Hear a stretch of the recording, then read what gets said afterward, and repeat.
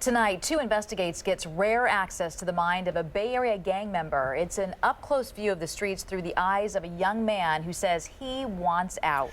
KTVU's Eric Rasmussen sat down with him, and Eric, this guy admits he's not a success story, at least not yet. Right, Frank. That's really what made this story so unusual. This young man says he's left his violent past behind, but we're talking about someone with 1 foot out and 1 foot still in the gang. It took more than a month meeting with him and earning his trust before he agreed to do this interview.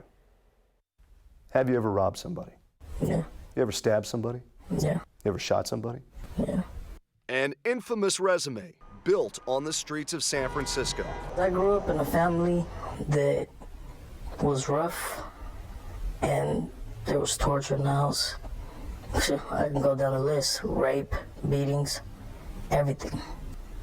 When you grow up in that type of house, the only thing that you look for is safety, security, family. So I left my family to look for a new family. The gang life is a family that keeps their hands open to anybody. How old were you? I was 11 years old. When you joined in? Yeah, when I joined in. Now 20, this man says revealing his identity could get him killed. So why speak at all? I've seen, man,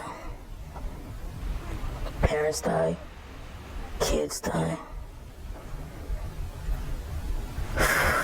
It's crazy. He now says he wants to help keep kids out of gangs, to resist the kind of recruiting tactics he once used with chilling efficiency.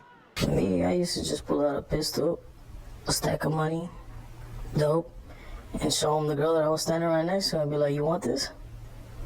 Come and get it." Only a few months removed from everyday gang life here in San Francisco, the young man we spoke to compared his view of the streets to a child's game of Where's Waldo? Finding Waldo, I look for the things that don't fit in. Who's Waldo? The victim? Yeah. The victim. Waldo can be the police. Waldo can be anybody. Now, I can tell if somebody's a gang member just from how they're walking, how they're looking around, body language. What about the other side? What about the person walking down the street that might be an opportunity? What are you looking for there? Fear. Simple as that. I'm just waiting for that victim to show one drop of fear. That's it. That's all it takes. Online videos promoting gangs in San Francisco only tell part of the story. By some police estimates, as many as 45 different gangs currently operate in the city, from the Mission to the Bayview to the Sunset and beyond. How easy is it to get a gun? Right now. Take me out there. As easy as it is for you to go to the vending machine and get a soda. As for the damage one gang member can do, this man offers some chilling math. If you're around 3 to 5 people a day, each one of those persons gets about 3 temptations a day to do something violent just to prove themselves. Now you multiply 3 by 5, that's 15. If you're with them all day, not counting your own, you get 15 to 18 opportunities to hurt somebody, to rob somebody, to kill somebody. Did you ever feel bad? For 1 second back then, did you think, man, this isn't the right thing to do? Back then, no, it didn't.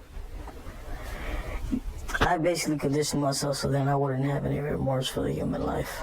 He says a number of wake-up calls in the last year got him off drugs and away from his gang. With the help of others, including the church, even police, he has an apartment and a job. It doesn't matter what I'm doing. I'm gonna do my best at it. I could be the best janitor, the best cook, the best gardener, the best dope dealer, the best killer. Whatever I want to do, I do it 100%. But I've got to ask you, why should people trust you? Why should they? I could sit here and look you in the eyes and completely lie to you for 3 hours and not feel bad about it at all. But at the end of the day, who am I lying to? I'm just lying to myself. If you could go back 10 years right now and talk to your former self, what would you say? The same thing that a good friend of mine told me. You're a smart kid. do the right thing. You can be much more than this. It's important to point out this young man told me he did not have to give up any specific information to police in exchange for getting help out of the gang. Tonight, I just checked back with someone who knows him. We hear he is staying on track. He says getting his first real paycheck, believe it or not, says was one of the best feelings he ever had. Oh, that's so interesting, really. So what was it? Was there one specific thing or a series of events that all of a sudden made him say, enough is enough, I got to get out of this? Right. Obviously, to talk about some of these specific events might identify him, and we illustrated why that's such a difficult thing for us to do. There's been trauma in his life, and there's been enough recently that he said he's done. It's interesting to me how he talked about when he would go out and look for victims, he would look for fear, just a little bit of fear, and he knew that was the person he could take. It's a wake-up call for everybody, Frank. Yeah, it sure is. You talked about family, how important family is.